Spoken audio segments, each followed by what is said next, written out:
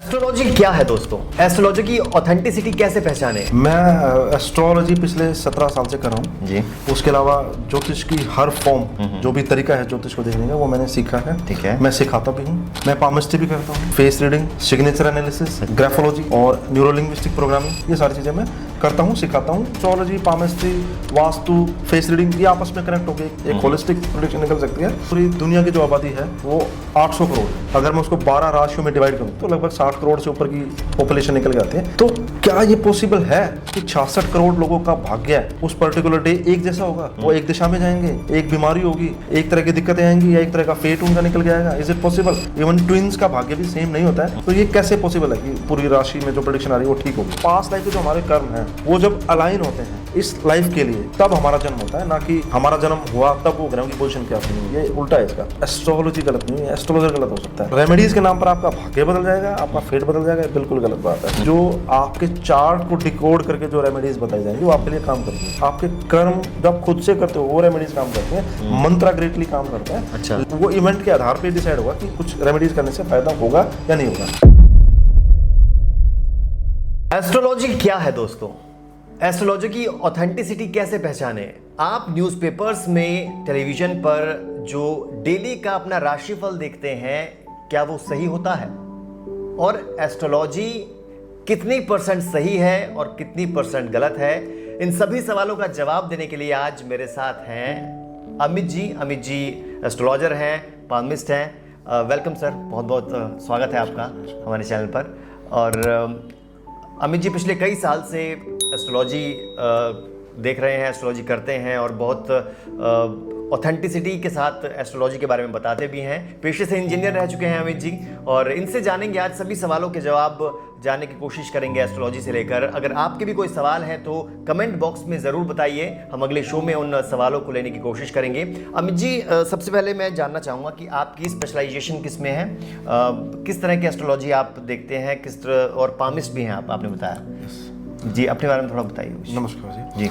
मैं एस्ट्रोलॉजी पिछले 17 साल से कर रहा हूँ जी। उसके अलावा ज्योतिष की हर फॉर्म जो भी तरीका है ज्योतिष को देखने का वो मैंने सीखा है। ठीक है। मैं सिखाता भी हूँ।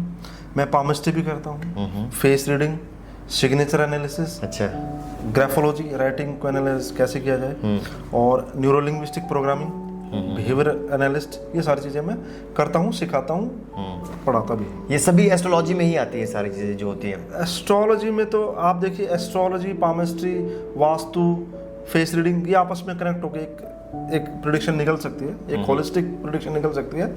बाकी ये और सारी चीज़ें आपको हेल्प करती हैं सही प्रेडिक्शन देने में, क्योंकि ज्योतिष के अलावा आपको इंसान को भी समझना होता है। उसको समझ के देश काल परिस्थिति जिसको बोला जाता है कि इंसान किस परिवेश से आ रहा है, उसका एजुकेशनल बैकग्राउंड क्या है, उसकी इकोनॉमिक कंडीशन कैसी है, उसके रिलीजियस बैंड क्या है, ये सारी चीज़ें देख कर ये प्रेडिक्शन दी जा सकती है ग्रहों नक्षत्रों के आधार पर। अच्छा, सबसे पहले ज्योतिष के बारे में बात करेंगे, ज्योतिष क्या है, ऑथेंटिसिटी क्या है। लेकिन जो लोग डेली का अपना देखते हैं राशिफल, मेरे को भी इंटरेस्ट है, मैं भी देखता हूँ, कभी कभी टीवी पर देखता हूँ या फिर न्यूज़पेपर मैगजीन में पढ़ लिया, वो कितना ऑथेंटिक होता है अमित जी? क्या वो 100% सही होता है? वो 100% गलत होता है। अच्छा, गलत होता है? गलत होता है। अच्छा। उसका कारण क्या मैं आपको बताता हूँ कि पूरी दुनिया की जो आबादी है वो 800 करोड़ है, 8 अरब की आबादी है एज ऑन डेट। अगर मैं उसको 12 राशियों में डिवाइड करूँ, सबको पता है 12 राशियाँ होती है हमारी, उनको अगर डिवाइड करूँ तो लगभग 60 करोड़ से ऊपर की पॉपुलेशन निकल जाती है। एक राशि में अगर एवरेज आपने निकाला, एवरेज निकालूंगा मैं, तो वो लगभग 60 करोड़ से ऊपर आती है, 65 करोड़, 66 करोड़। तो क्या ये पॉसिबल है कि 66 करोड़ लोगों का भाग्य उस पर्टिकुलर डे एक जैसा होगा? वो एक दिशा में जाएंगे, एक बीमारी होगी, एक तरह की दिक्कतें आएंगी या एक तरह का फेट उनका निकल जाएगा? Is it possible? यहाँ तो बात होती है कि हर आदमी यूनिक है, इवन ट्विंस का भाग्य भी सेम नहीं होता है। तो ये कैसे पॉसिबल है कि पूरी राशि में जो प्रेडिक्शन आ रही है वो ठीक होगी? तो बिल्कुल 100% आपने गलत ही बता दिया। गलत ही बता दिया। उसका रीजन मैंने बताया ना आपको कि मतलब ट्विंस का फेट भी सेम नहीं है। वो तो एक ही टाइम पे पैदा हुआ 10-15 मिनट के ड्यूरेशन में, तो वो बिल्कुल सेम कैसे हो सकता है? राशि बेस्ड प्रेडिक्शन ये इस बात का सूचक है कि नॉलेज कम है आपको, मतलब आप जस्ट फॉर द नेम से कुछ बताना चाह रहे हैं, कुछ करना चाह रहे हैं, वो एक मास के लिए तो कुछ हो सकता है, एक पर्टिकुलर के लिए कुछ भी नहीं है वो। और क्योंकि कुछ भी चीज़ें आप अगर कुछ बिना ज्योतिष के ज्ञान के आप कुछ बोलते हैं तो कहीं ना कहीं तो कुछ हो ही जाएगा। एक बंद घड़ी भी 2 बार सही समय बता देती है, तो वो उतना ही ठीक है, वो उसमें प्रिसीजन की कोई गुंजाइश नहीं है। अब उसमें बात ये उठती है कि इतने सारे न्यूज़पेपर में आता क्यों है वो, डेली आता है और बहुत से लोग देखते हैं तो उसको डेली बिलीव करते हैं हैं, टीवी में भी आता है, उसको भी बड़े चाव से देखते हैं लोग, क्योंकि बिजनेस जो हमारा जो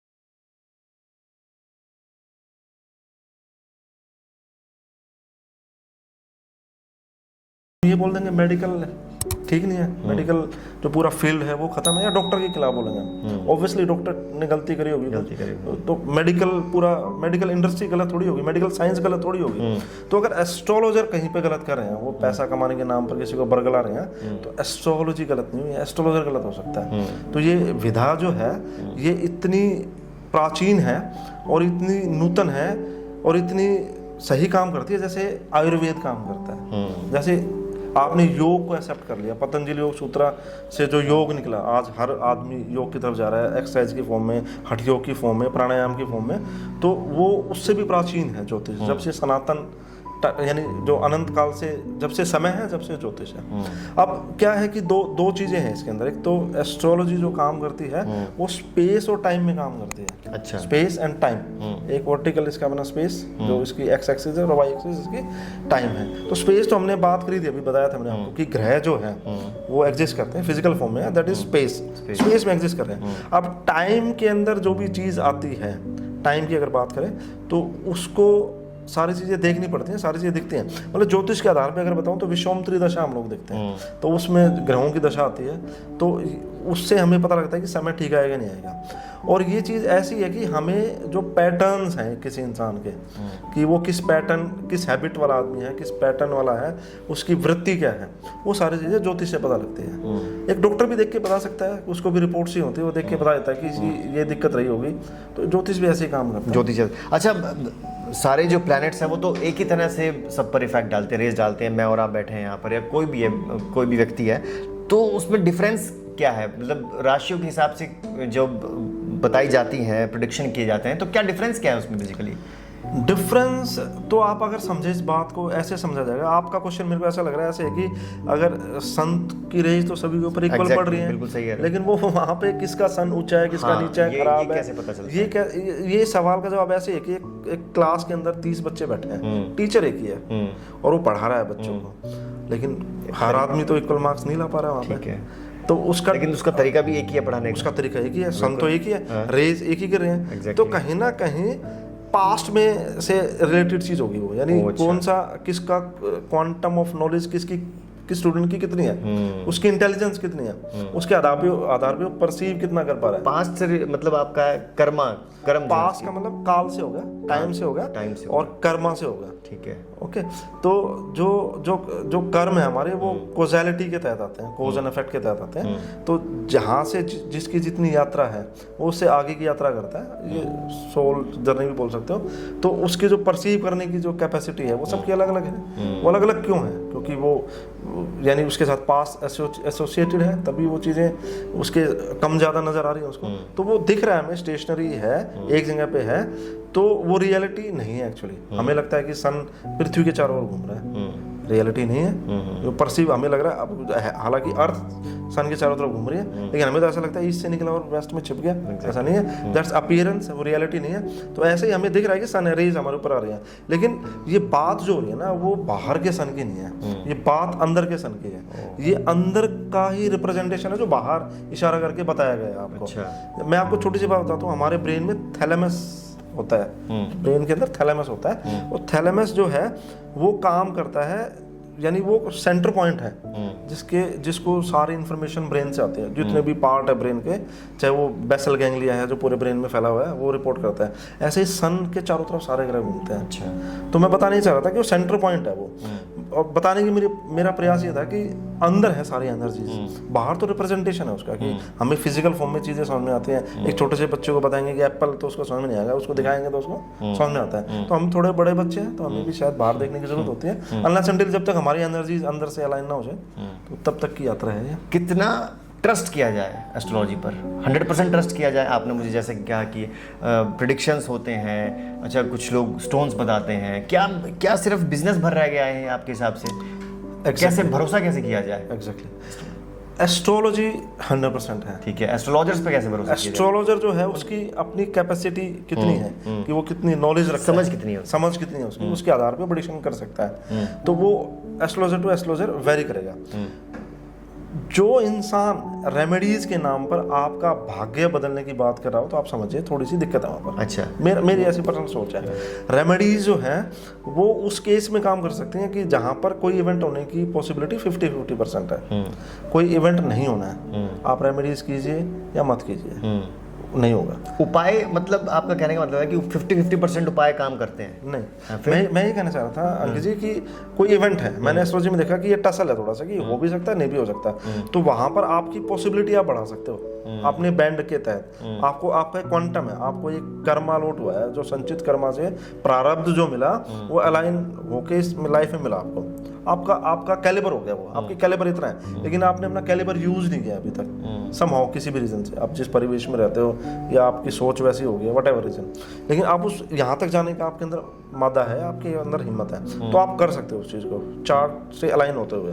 अगर नहीं है तो नहीं कर पाओगे आप। तो वहाँ पर कोई बोले कि आपके जो कर्म है वो तो इतने से ही हैं, आप जो तैयारी कर रहे हो वह SSC लेवल की कर रहे हो, और आप कोई एस्ट्रोलॉजर बोले कि आप ये रेमेडीज कर लीजिए आप UPSC क्लियर कर दोगे, नहीं पॉसिबल है। तो आकांक्षा और जो हमारा जो खुद का प्रयास है उसमें ज़्यादा गैप होगा तो बात नहीं बनेगी। तो रेमेडीज के नाम पर आपका भाग्य बदल जाएगा, आपका फेट बदल जाएगा, ये बिल्कुल गलत बात है। आपकी रेमेडीज काम करती हैं लेकिन वो बिहेवियरल रेमेडीज काम करेंगी, और सूक्ष्म जो सटल लेवल पे आपकी जो मेंटल जो समझने वाली जो रेमेडीज हैं उनके तहत अगर आप आगे बढ़ते हो तो रेमेडीज काम करते हैं। अगर पर्सनली मैं आपसे पूछूं अमित जी कि आप खुद क्या सजेस्ट करते हैं लोगों को, अगर आपके पास कोई अपने दिखाता है राशि अपना वो दिखाता है बर्थ चार्ट वगैरह, तो आप क्या उसको बोलते हैं, क्या करने के लिए बोलते हैं? मैं उपाय बोलते हैं या फिर कुछ और चीज़ बताते हैं? देखिए चीज़ें सारी हैं, रेमेडीज के नाम पर पूजा भी है, पूजा पाठ भी है, कर्म कांड है।